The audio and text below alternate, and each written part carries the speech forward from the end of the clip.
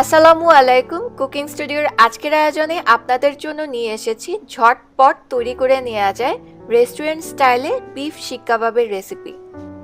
আমরা ছোটবেলা থেকে আমাদের দেশের যে শিক কাবাবটা খেয়ে অভ্যস্ত, এই শিক কাবাবটা কিন্তু তার থেকে সম্পূর্ণই আলাদা।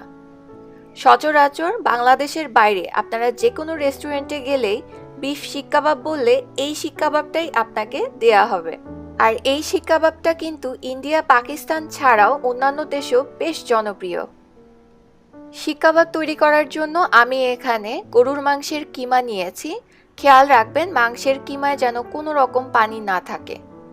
এখানে নিয়েছি আমি আধা কাপ পরিমাণ একদম মিহি করে কুচি করে কেটে নেওয়া পেঁয়াজ,